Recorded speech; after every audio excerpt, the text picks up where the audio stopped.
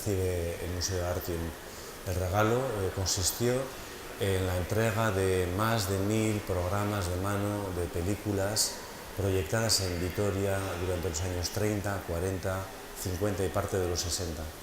Estos programas de mano fueron recopilados por una familia que asistió regularmente a las sesiones cinematográficas de aquella Vitoria y que, como cualquier otro espectador del momento, cuando compraba la entrada, recibía gratuitamente este programa de mano. Lo normal era que estos programas, una vez que se leían y se veía quiénes eran los actores, cuál era la trama argumental, se veía una imagen de una secuencia de la película o los rostros de los actores que estaban representados en ellos, estos programas después se tiraban a la basura, se despreciaban, no tenían más valor que el del instante. Sin embargo, Jesús Gamarra decidió coleccionarlos y coleccionar solamente los programas de mano de aquellas películas que su familia contemplaba. De manera que este conjunto de programas de mano se ha convertido en un testimonio documental de una época de Vitoria, de una cinematografía concreta, de una época dada, una época dorada del cine, por cierto, y que es también un documento biográfico de la familia. Pero la familia Gamarra era como tantas otras familias de la época, gente que necesitaba huir de la realidad cotidiana. Los años 40 y 50 fueron muy difíciles en lo social, en lo político, en lo económico, y el ir al cine era una oportunidad para escapar de aquella realidad cotidiana un poco asfixiante. En esta fotografía que tengo aquí al lado se ve cómo los niños Gamarra pudieron asistir en cierta ocasión a una película en el Teatro Amaya. Concretamente fueron a ver El hombre del Laramie, que se proyectó en el año 1961. Se reconoce aquí a James Stewart, que está tumbado ahí disparando su rifle. Y esta fotografía la hemos convertido en la imagen de la exposición porque contiene toda la excitación, la alegría, el entusiasmo, el nerviosismo que provocaba en la gente de aquella época, sobre todo en los más jóvenes, una salida al cine. Se les ve felices, sonrientes, alegres. Es lo que provocaba el cine en aquella época, que era un refugio en cierta medida para escapar de la realidad, pero también era la única oportunidad que la mayoría de la gente tenía en aquel momento de entrar en contacto con el arte, con el séptimo arte, el arte del siglo XX, el arte de masas, pero no tenían de muchas más ocasiones, no había museos, o había muy pocos, o muy pequeños, y de tal manera que el imaginario artístico de la mayoría de la sociedad vitoriana y de la sociedad española de aquella época se construyó en base a las imágenes cinematográficas que vamos a ver ahora en esta exposición. Los carteles cinematográficos, lo mismo que los programas de mano, que eran una reducción del cartel, solían estar hechos por agencias de publicidad. Unas agencias que elaboraban unas imágenes al servicio de la venta de un producto, que era la película. Se trataba de conseguir que el mayor número de espectadores entrara a ver estas películas, de tal manera que los que diseñaban los carteles y los programas de mano eran unos artistas, pintores, dibujantes, que trabajaban al servicio de una agencia publicitaria, pero no por ello dejaban de ser artistas. Hubo en aquella época 7 creadores fundamentales del cartel de cine. Aquí en esta sala tenemos recogidos algunas de las obras de estos 7 fundamentales artistas. Detrás mío tenemos a Macario Gómez, firmaba como Mac, y ahí tenemos 3 de los carteles más conocidos que hizo. El hombre que sabía demasiado, la película de Alfred Hitchcock. El del centro, La millonaria, interpretado por Sofía Loren. Y también un cartel un poco más tardío de los anteriores, La muerte tenía un precio, interpretada por Clint Eastwood. Mac marcó un estilo en la manera de hacer carteles, pero la verdad es que todos tenían un estilo bastante personal. A continuación tenemos 4 carteles de una agencia publicitaria que se llamaba MCP, que escondían sus nombres bajo las iniciales que acabo de decir, MCP. Sus carteles eran muy demandados por las distribuidoras y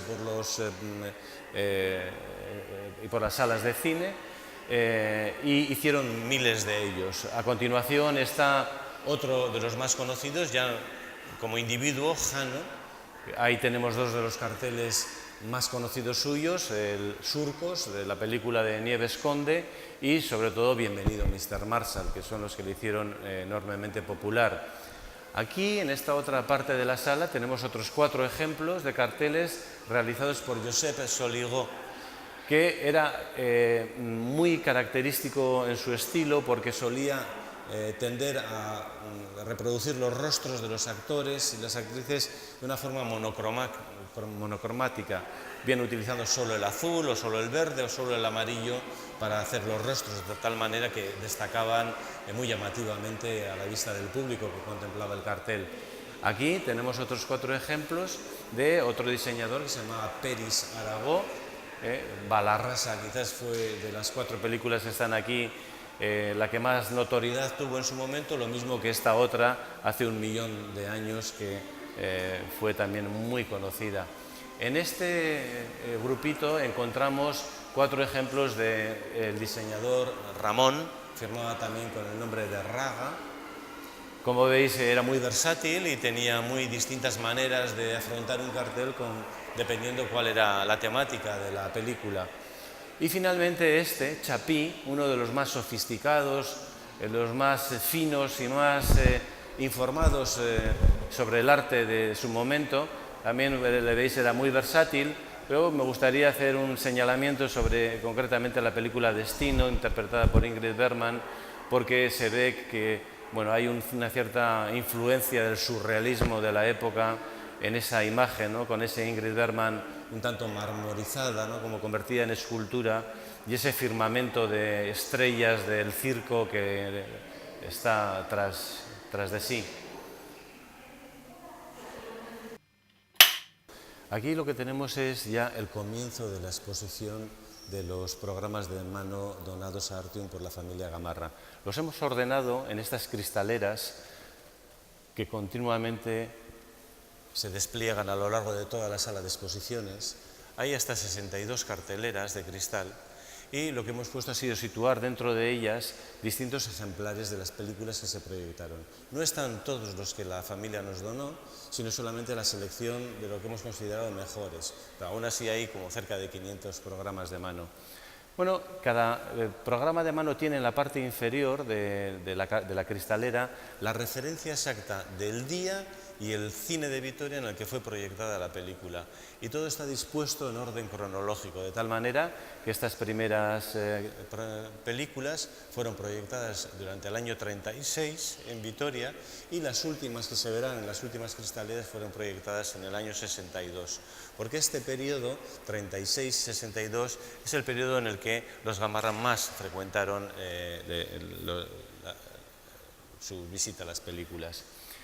Arriba de las cristaleras se puede ver que hay una diversidad de materiales que tienen relación con los programas de mano que están en las cristaleras. Tenemos el retrato de Marlene Dietrich porque ella interpretó la película Deseo, que fue proyectada en el Teatro Principal de Vitoria en octubre del año 1939.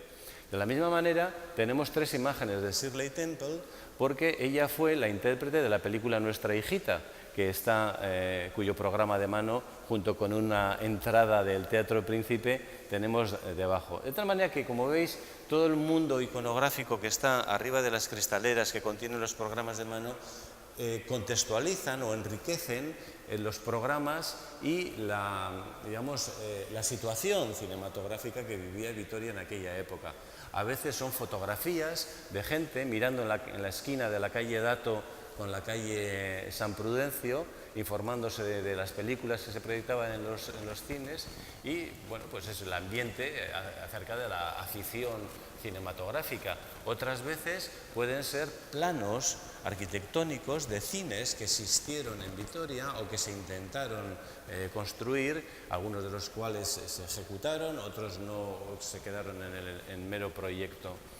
Y por arriba hay otros muchos carteles de los autores que hemos visto antes a la entrada de la exposición o de otros autores que se refieren a programas de mano que están abajo. A veces el programa de mano y el cartel coinciden iconográficamente, pero a veces son diferentes.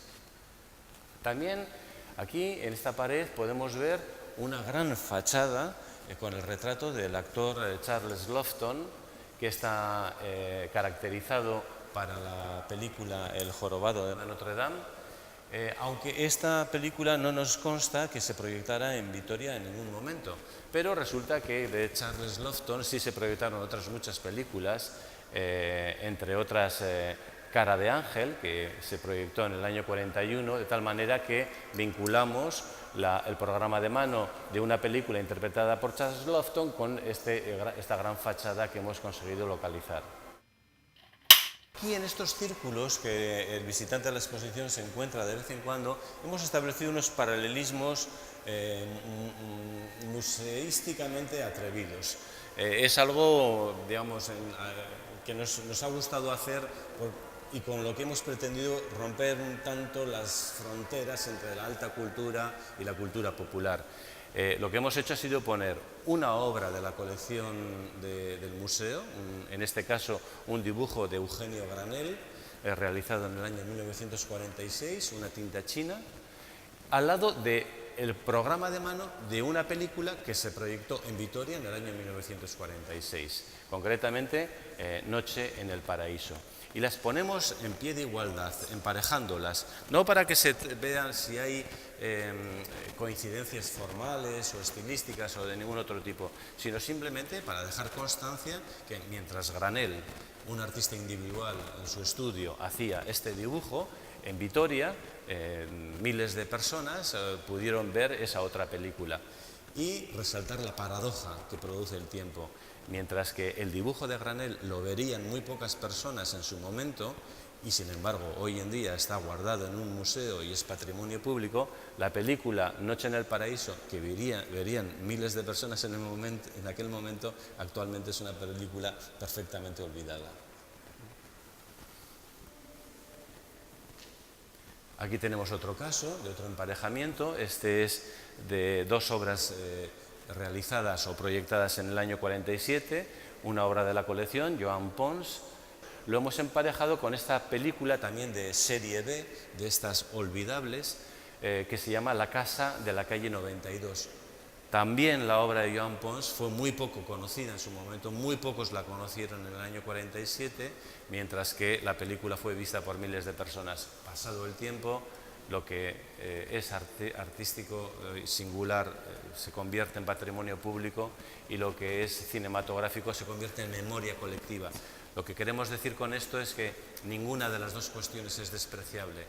Desde la vista del museo, desde la visión del museo, podemos, tanto sobre la cultura popular como sobre la cultura de élite o de minorías, podemos dirigir una misma mirada que engloba y valora las dos obras simultáneamente. Aquí podemos encontrar que no todos los programas de mano eran idénticos. Había una especie de formato más o menos uniforme, una pieza vertical, pero había otros que eran muy sofisticados. Por ejemplo, estos son troquelados, ¿no?, que tienen unas formas en función de algún objeto que se quiere resaltar, algún objeto que sea significativo en la película, como por ejemplo en esta película Noche de Estrellas, pues que el programa de mano reproduce la forma de un piano. O esta otra, que es la exótica, en donde los perfiles de los dos personajes intérpretes, Ingrid Bergman y Gary Cooper, destacan por las cabezas y por los pies sobre el fondo del programa de mano. O este otro también fantástico, ¿no?, de La Reina de Nueva York, que reproduce de una manera, con un estilo un tanto art déco, aunque es una película proyectada en el 46 en Vitoria, reproduce algo del perfil de Manhattan al mismo tiempo que recoge los rostros de los dos protagonistas principales de la película. Quiero ahora que se note un cierto evidente influjo del arte sobre los diseñadores de los programas de mano. Concretamente en este programa de mano que se llama Un rostro de mujer, que estaba interpretado por Joan Crawford, a la cual le tenemos aquí precisamente vestida, posando en esta fotografía. Pero me llama la atención sobre todo el hecho de que el diseñador hiciera este dibujo aquí arriba encima del retrato retrato fotográfico de Joan Crawford, y es que hizo con las dos os de la palabra rostro, convirtió las dos os en los ojos de la mujer, cuyo rostro está desaparecido, excepto la marca de los labios, el sombrero y el pelo. Este diseñador de este cartel es anónimo, no sabemos quién lo hizo, pero este era un hombre que conocía la obra de René Magritte, del pintor surrealista belga. De tal manera que a veces los grandes estilos artísticos influían decisivamente en la manera en la que los programas de mano dirigidos a la cultura popular se confeccionaban. Bueno, un material muy singular, verdaderamente raro, escasísimo, que los coleccionistas buscan con mucho ahínco, pero que encuentran muy pocas veces, son estas diapositivas. Este, como material, es muy frágil y tenía una vida muy breve porque se utilizaban solamente mientras la película que anunciaban tenía vigencia y después simplemente se despreciaban o se tiraban. Este material en diapositivas servía para, después del nodo y antes de la proyección de la película, anunciar cuál sería el siguiente estreno que se podría contemplar en ese mismo salón cinematográfico donde se estaba reunido. Todas las diapositivas, hay 120 en total, estaban hechas a mano, coloreadas a mano y solían reproducir la iconografía de los carteles y de los programas de mano, pero como el formato es otro, más apaisado, tenía necesariamente que producirse modificaciones en la composición de las imágenes, pero sobre todo modificación en el color, que era aplicado con anilinas directamente sobre la diapositiva una a una. Es un material rarísimo, escasísimo, excepcional y que hemos podido presentar aquí en el elevado número de 120 piezas. Son todo diapositivas de películas también proyectadas en Vitoria durante aquellos años. Muchas de las películas que se proyectaron en Vitoria y en otras ciudades españolas estaban basadas en textos literarios o teatrales que habían alcanzado notoriedad. Debemos recordar que el cine nace en barracas de feria, es un arte que no tiene el encanto o la consideración social del teatro o la literatura. Y el séptimo arte, para valorarse o para hacerse valer ante los ojos del gran público, a veces hacía adaptaciones de grandes textos literarios, como por ejemplo Don Quijote de la Mancha, y también de grandes textos teatrales de autores clásicos, como Lope de Vega, que está allí con Fuente Ovejuna, o bien los textos de Jacinto Benavente, autores más contemporáneos, que cedían los textos de sus obras para la adaptación cinematográfica. Con esto se conseguía pues de un cierto nivel de aparente calidad para el cine, que era visto pues, como un fenómeno de entretenimiento de masas. Los programas de mano, a la parte posterior, aparecía no solamente el nombre del local donde se proyectaba la película, la fecha, los horarios,